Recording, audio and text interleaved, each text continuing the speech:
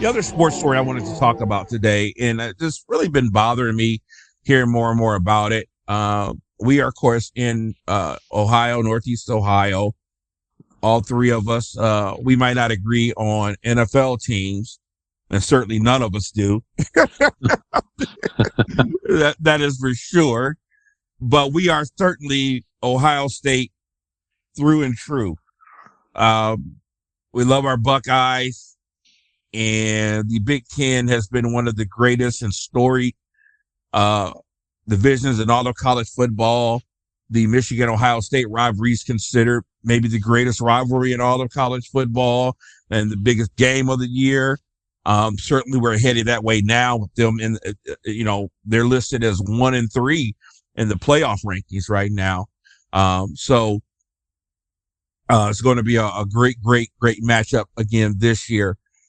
But right now, man, I don't know what they're doing in college football with this new realignment. And the Big Ten has always been these Midwest teams where we grow them big, big linemen. We used to have just the great running games and decent receivers and quarterbacks that got the job done. As long as you can play great defense and run the football, you can get by in the Big Ten. Now, Ohio State, we got these receiving teams, putting out all these great wide receivers.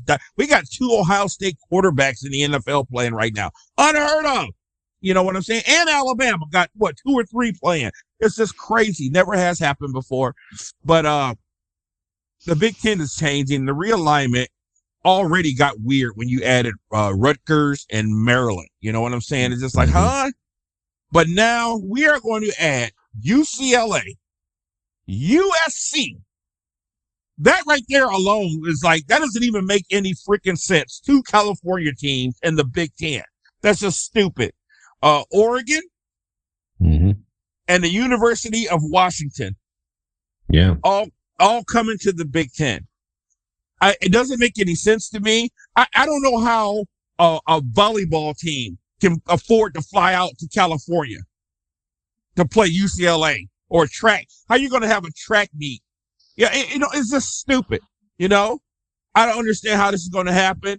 If UCLA has to have a track meet in against Ohio on their thing, you're going to come here, in the winter. It's just stupid. The whole alignment is stupid, and I don't understand why they're doing it like this. So I didn't know if you guys had any thoughts about this. Again, this is something I didn't say too much about in the pre-show, but any thoughts on this, Skinner?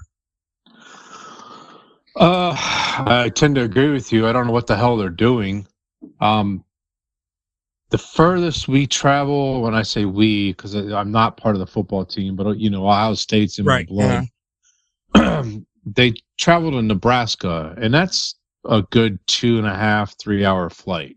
Yeah, so, let me read these off real quick. These are the Big Ten as we know it. Michigan State, Ohio State, Penn State, Indiana, Purdue, Northwestern, Illinois, Nebraska, Minnesota, Wisconsin, Rutgers, and Maryland. Minus Rutgers and Maryland. All right here in this nice little neat circle in the Midwest. Same type of weather, all in every single one of those places. And I mean, it just fits. Go ahead, buddy. So now you're going to travel to USC to play an away game? Or are you going to travel to the Pacific Northwest and play Washington or Oregon? I know it's why they're doing it. It's because of money. And I know why the West Coast is trying to get onto the East Coast because nobody sees them. By the time 7, 8 o'clock at night comes around, people are tired of watching football. Okay, and that's go a good do thought. Their thing. Okay, never thought about that. Yeah. Unless you're watching a 4 o'clock game on the East Coast, which is the Oregons have been playing lately, and USC's been playing a lot of 4 o'clock games. Yeah. That's 1 o'clock in the afternoon out there. But most of the time, those games are 7, 8, 9, 10 o'clock at night. And people aren't watching them. So I know it's money. I don't agree that these student athletes, and you got to remember, these damn athletes are students first. They've got to, and you're sending them clear across country to play games, or those kids over there on the West Coast coming all the way to the East Coast to play games. I don't like it. And I'm wondering how it's going to affect the pros, even in the draft stock. Like when I look at it, like at my Steelers personally, when we go to draft, I'm always thinking, hey, get your receivers from the ACC or the SEC. Speed, okay? Get your linemen from the Big Ten, big corn-fed country boys. That can play in the cold, because we're in the cold. Don't get a lineman from USC. You know what I'm saying? Or Miami or something like that. You know what I'm saying? Get somebody that can play in the cold. Well, this might change all that. You know what I'm saying? Because these guys are going to get some experience playing games in places they might not be used to. Imagine USC playing, Ohio State in November. You know what I'm saying? That might be a little crazy. So, or going up to Wisconsin in November, late November. Yeah, Minnesota. Mm-hmm. Something like that. Okay. Fish, thoughts? No, those are all good points.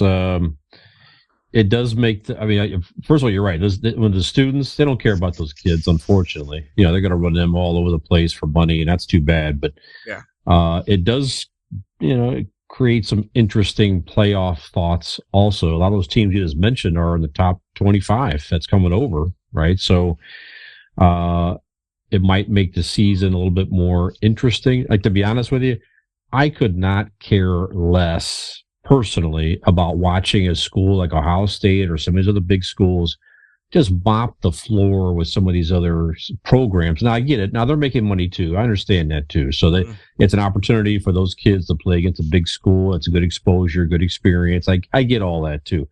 But I have no interest to watch any college beat another school 40 to zip, 50 some to zip, or this and that. It is not entertaining for me one iota. And now your conference games, there's going to be a lot more tougher games for any school in that conference. You know what I mean? Okay, Fish, good point. Listen to this.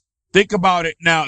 If this alignment had already happened, Ohio State maybe would have to play USC, ranked, got the reigning Heisman Trophy winner on there. Mm-hmm. Washington in the top 10 with a Heisman candidate at quarterback playing. Oregon, another Heisman candidate playing, another ranked team. It can be a lot more parity in the Big Ten, that's fine. I love that part. You know? Yep. Wow. That's it. Okay. That's what I got. Yep. All right. Good points, guys. Definitely great points. Well, it's coming to 2024, so we'll see how it happens. I mean, we can't stop it, so we're going to make the best of it. Hey, Fish here from ItCameFromGenX with Skinner and Keith.